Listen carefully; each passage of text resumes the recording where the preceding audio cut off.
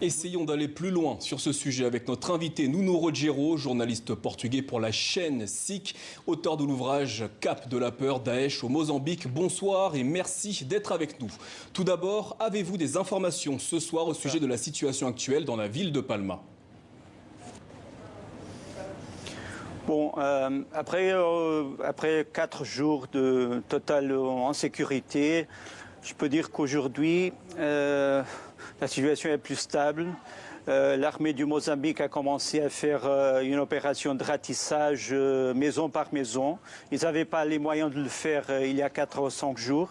Et on ne peut pas être sûr de la présence de Daesh sans faire cette opération. La grande question, c'est de savoir combien de civils sont toujours encerclés ou piégés dans ces maisons. Et le problème, c'est que le Mozambique, au niveau des forces armées et de la police aussi, n'a pas les moyens suffisants aériens pour faire de l'évacuation et pour faire, disons, un appui aérien tactique. Donc, ils font ce qu'ils peuvent avec 4 hélicoptères d'origine russe transformés en Afrique du Sud, les Mi-24 et les Mi-8, mais ce n'est pas suffisant.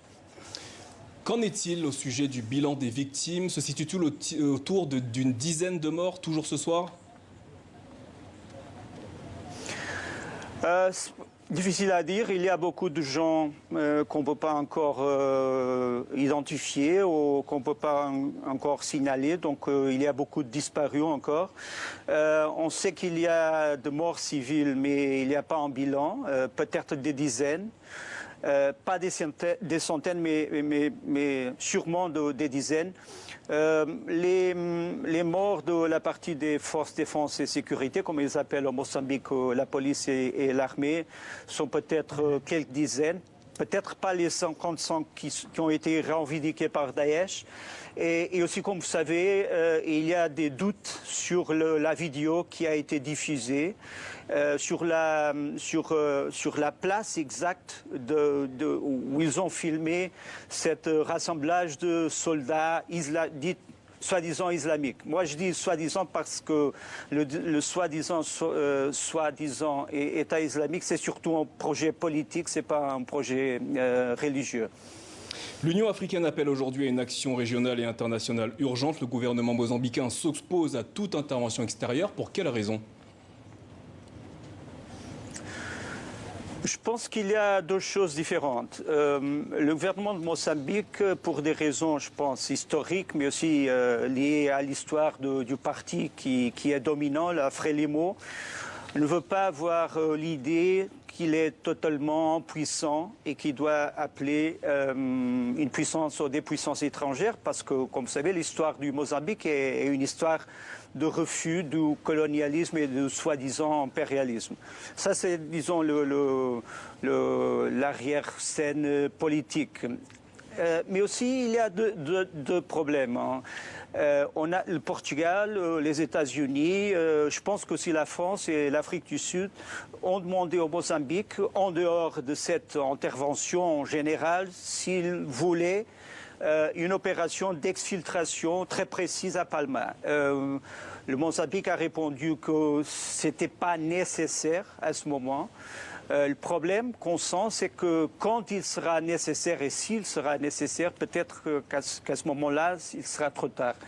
Le troisième problème, c'est que le Mozambique a demandé à l'Union européenne, à M. Borrell, et au Portugal, et d'autres pays, aux États-Unis, de participer à l'entraînement des forces mozambicaines. Donc, les États-Unis sont à ce moment, jusqu'à mai, en train de former environ 60 fusiliers marins mozambicains. Donc, il y a des forces spéciales américaines qui entraînent ces fusiliers. Le Portugal va faire le même avec un total de 75 hommes. Le commencement d'avril, donc au commencement de ce mois-là. Et on va entraîner les commandos et les fusiliers marins aussi, mais aussi des contrôleurs, ce qu'on appelle des contrôleurs air tactiques pour conduire les hélicoptères jusqu'aux cibles. Et donc, cette partie, c'est la partie plus positive. Il y a des pays qui sont en train d'entraîner le Mozambique pour qu'il devienne un pays avec des forces armées modernes, respectueuses du droit humain. Ça, c'est un autre problème. Et bien équipé avec une doctrine, disons, moderne d'agissement. Nuno Rogero, ces djihadistes se font appeler Al-Shabaab, ce qui signifie en arabe les jeunes. En 2019, ils ont prêté allégeance au groupe État islamique. Depuis combien de temps ce groupe djihadiste est-il présent dans le nord du Mozambique? Oui, on a étudié ça. Mon livre aussi étudie ça avec un réseau de documents et de témoins du Mozambique et d'autres parties qui sont à ce moment, disons, sous l'attaque de Daesh. Et on a la preuve que le serment, le bayat, le serment de fidélité, a été prêté environ juin de 2019. Et donc, dès juin jusqu'aujourd'hui, c'est le Daesh qui se move, c'est pas le Shabab. Le Shabab, c'était un groupe de jeunes révoltés et aliénés de la société, peut-être quelques dizaines, mais maintenant, on a, disons, une armée terroriste de centaines de militants, peut-être près de 1000. Et ça, c'est assez troublant, donc, parce que c'est surtout, ils sont développés dans la fin de 2019 et l'année dernière. Nuno Rogero, ces insurgés djihadistes se sont emparés de la ville de Palma, située dans le nord-est du Cabo Delgado. Pour quelle raison cette ville a été spécifiquement visée? Il y a des données un peu troublantes. On sait que 3 jours avant l'attaque, il y a eu une alerte qui venait de Tanzanie, donc le voisin du nord de Mozambique, qui est séparé du Mozambique par la rivière Rovuma. Et cette alerte disait que des chefs djihadistes du même groupe, ce qu'ils appellent l'État islamique Provence d'Afrique centrale, ils ont été vus venant de la République démocratique du Congo, de l'Est, dans la région de Beni, jusqu'en Tanzanie, et qui peut-être ils ont fait une sorte de rassemblage pour planifier des actions.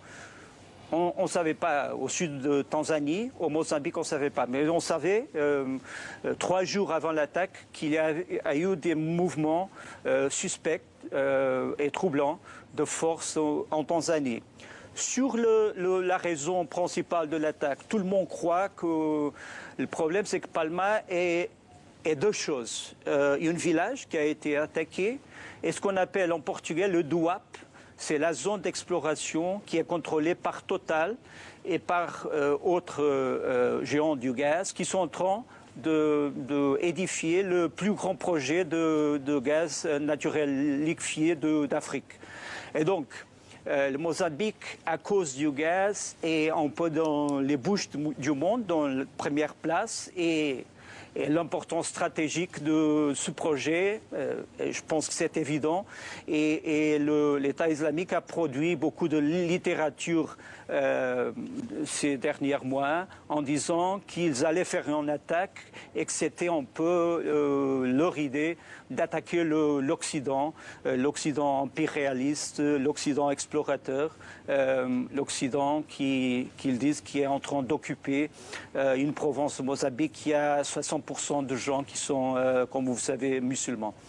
Nuno Rogero, merci d'avoir répondu à nos questions ce soir en direct du Portugal.